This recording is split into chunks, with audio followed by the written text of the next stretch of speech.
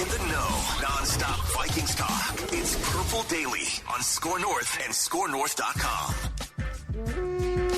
And it's a Purple Picks edition on this Saturday of Purple Daily. Daily Vikings entertainment. We just want the Vikings to win a Super Bowl before we die. And mathematically, your chances of doing that after an 0-3 start are not very good.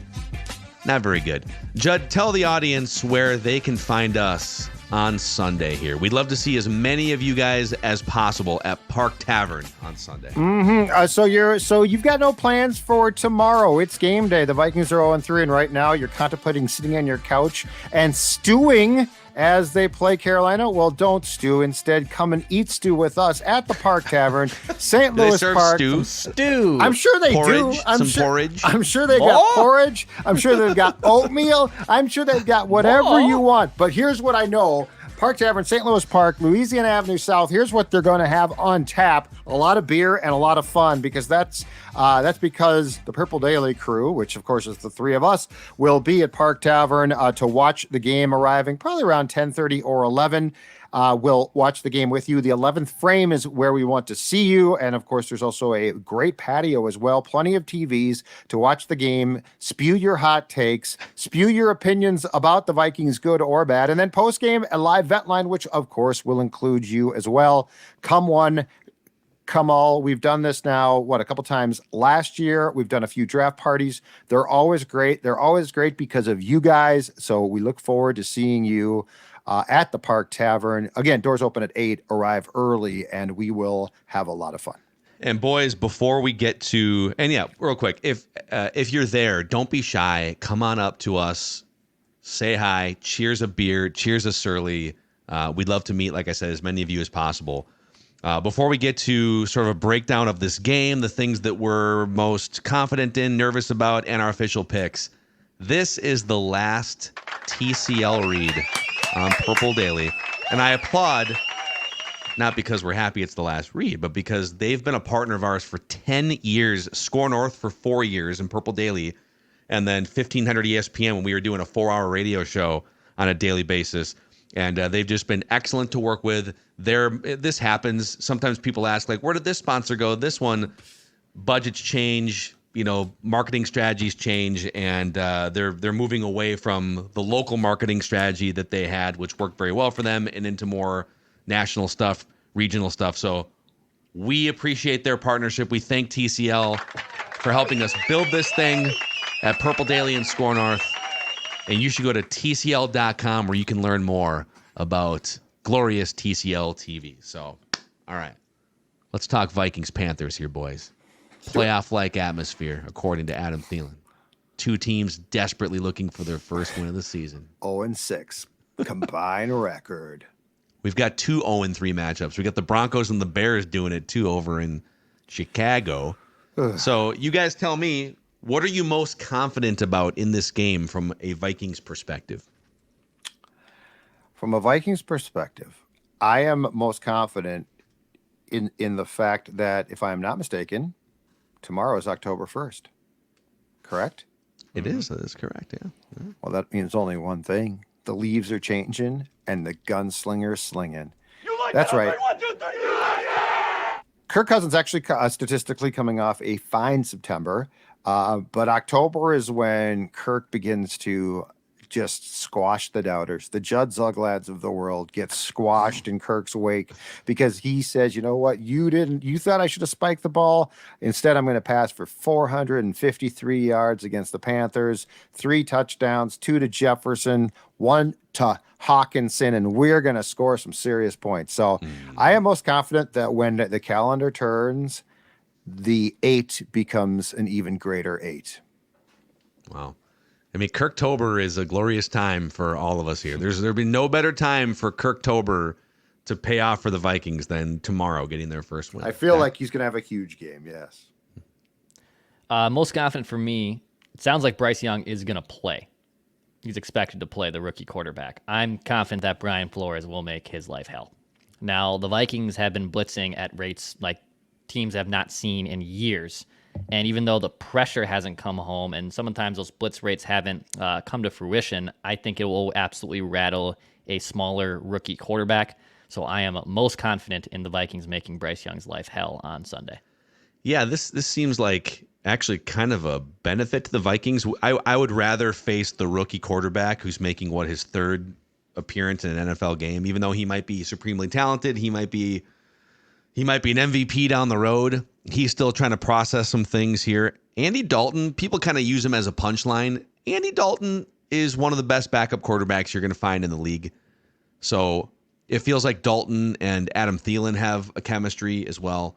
So yeah, I'm kind of with Dex on this. If you're the Vikings, you'd rather face the young quarterback trying to process and throw the kitchen sink at him. The thing I'm most confident in is the Vikings will move the football on offense against this team. First of all, they've moved the ball better on a yards per play basis than any team in the NFL not named the Miami Dolphins. 6.2 yards per play, where the Vikings were consistently outside the top 15 and for most of the season around 20th in yards per play last year. So it was kind of flip-flop last year where they weren't chunking yards as much. They would kind of go away for 2 quarters, but then they'd find ways to score in the fourth quarter. This year it's flipped where they're moving the ball way more than they were last year, but they can't find a way to punch it in when they're in the red zone. So I'm confident they're going to move the ball. The Carolina Panthers have allowed 410 rushing yards also through the first 3 games of the season and 4.5 yards a carry. So they should be able to run the ball. We know they can throw the ball. So we'll see if they can actually cash in once they're inside the red zone. Okay, what scares you the most or makes you the most nervous on behalf of the Vikings for this game, Judd?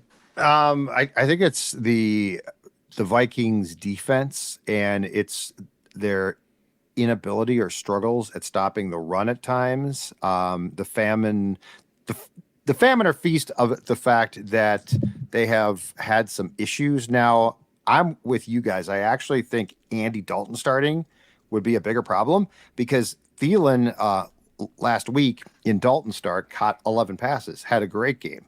Thielen with Bryce Young has not been as good, and my guess is it's not because Thielen stinks, it's because Bryce Young is inexperienced. But nonetheless, could you come up with a scheme with Bryce Young where the Panthers decide to take a page from the Eagles book and pound the football?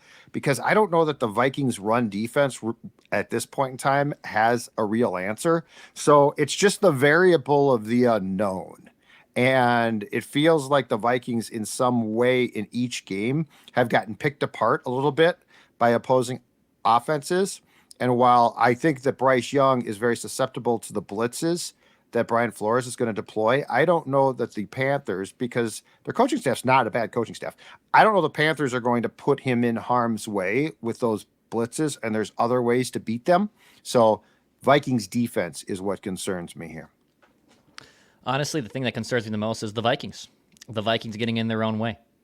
The Vikings getting their own way with untimely turnovers, with red zone deficiencies, and the Vikings just somehow, being the Vikings, sabotaging themselves, shooting themselves in the foot, and somehow blowing this game against a Panthers team that they should absolutely roll. Panthers defense, pass defense, is actually a little bit better, at least on paper. Mm-hmm. Now they have played, they've played Desmond Ridder, Derek Carr, and Geno Smith, but at the same time, I'm more concerned that the Vikings are going to get in their own way and preventing them from getting a win in Carolina.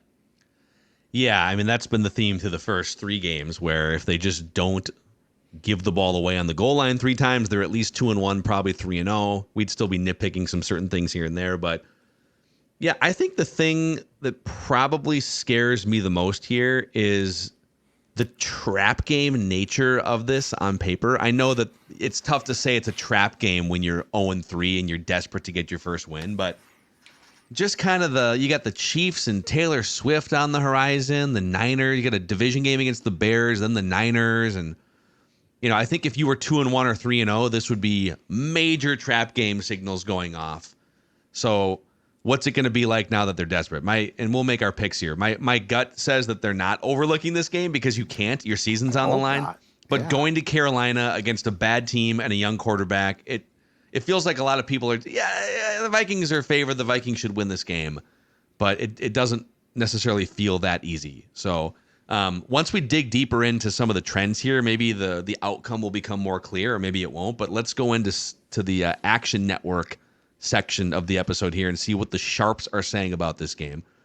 So the Vikings are 4.5-point favorites across most sports books right now. 65% of bets are on the Vikings. 64% of money is on the Vikings. So pretty even. About 2/3 of the bets and the money are on the Vikings to cover the spread here. When two winless teams play each other at this point in the season or further down the line, the underdog is 71-37 against the spread the last 20 years. So that would mean that the Carolina Panthers in this situation would be 71-37 against the spread the last 20 years. Only 6 NFL teams have made the playoffs after an 0-3 start out of 251 teams. The 2018 Texans, the 1998 Bills, the 1995 Lions, the 92 Chargers, the 82 Buccaneers, and the 1981 Jets. Joe, what can you tell us about the 1982 Buccaneers and 1981 Jets? Those special teams? I believe the 81 Jets were quarterbacked by Richard Todd. Wow. Todd. Marion Barber Sr. might have been on that team as well. And then the Buccaneers in 80 what? 82. Is that the was that still Doug Williams as quarterback there? Might have been. Let's look him up here. And in fact, that might have been there was a now I don't think it was that team. There was a Tampa Bay team in the early 80s that lost to the Rams in the NFC Championship game, but that wasn't that team. 82 was also a strike-shortened season. That's right, yeah. So they started, it's funny, they started 0-2, including a loss at the Vikings. And then they were off for 2 months while the scab players came in. Or were they just off? No, there were no scab players. They were just off. 87 was the scab year. Yeah. So they just didn't play. So 2-month hiatus, they came back, they lost to the Cowboys, and then they rolled off 5 wins in their last 6 games. It was only a 9-game season for the 82. And it was an Buccaneers. expanded playoff field. I wonder if they would have made the playoffs if it hadn't been an expanded playoff field. Probably not. Because the Vikings, I think the Vikings also made the playoffs that year because of the rules with the strike.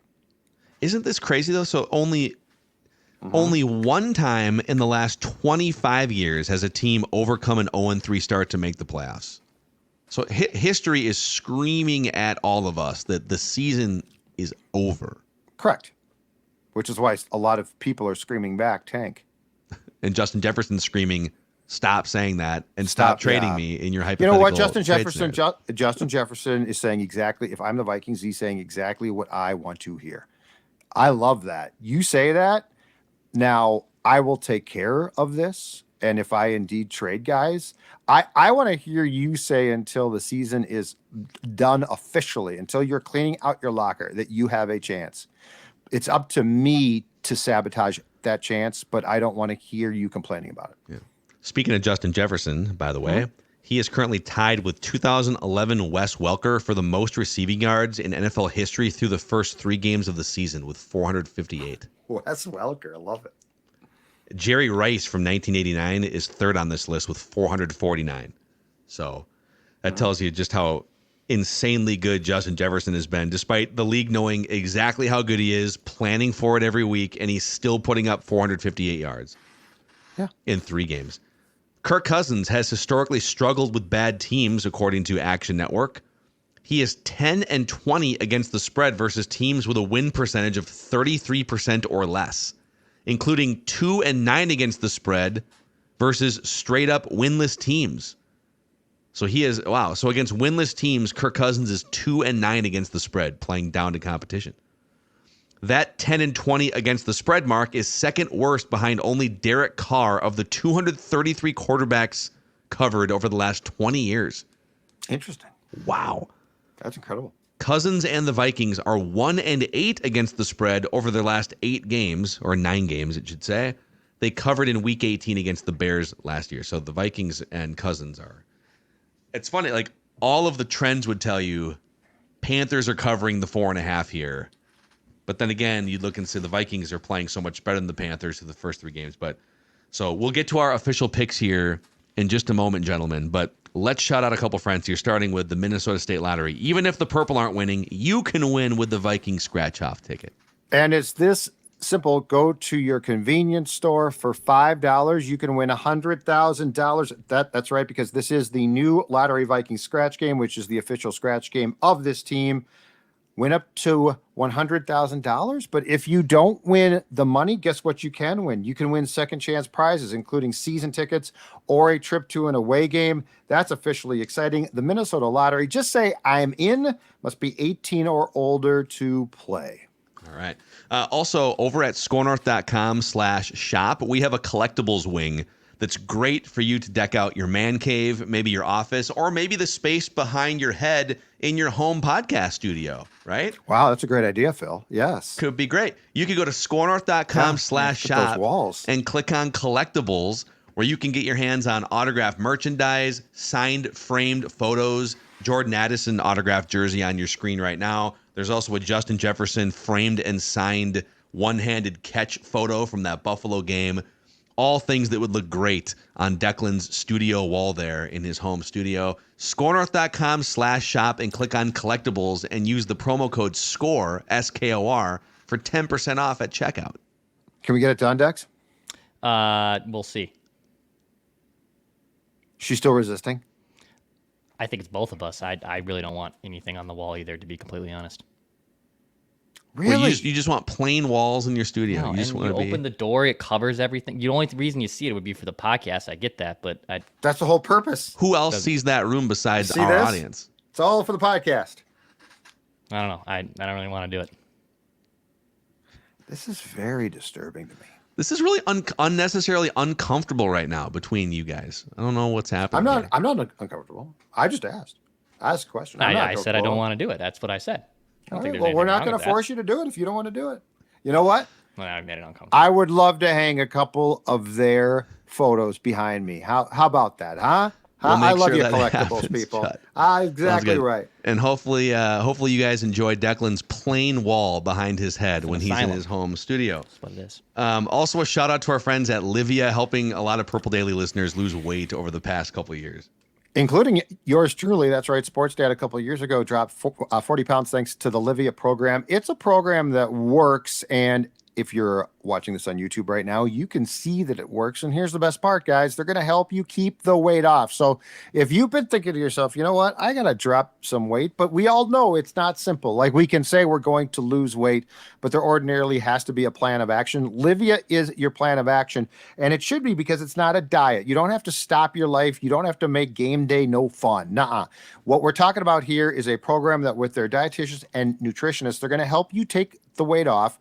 They're going to ease you into a lifestyle change that's not 24/7, and they're going to help you keep that weight off. I don't know how I could make it more simple and better. Oh, wait, yes, I do. Because right now there's an offer, 3 months for free. Imagine that. I just made it simpler. 3 months for free, inside or outside the state, because there are centers here. But, if you're a PD fan in Tennessee, guess what? All can be done virtually. 855-GO-LIVIA, livia.com, LIVEA.com. Again, 3 months free. All right, boys, it's time to make our official picks here. Who wins and who covers? So the Vikings are 4.5-point favorites. So we'll start with Judd. Who wins this game and by how many points? By the way, Judd, you're 1-2. Declan's 1-2. I'm 0-3 picking straight up this year.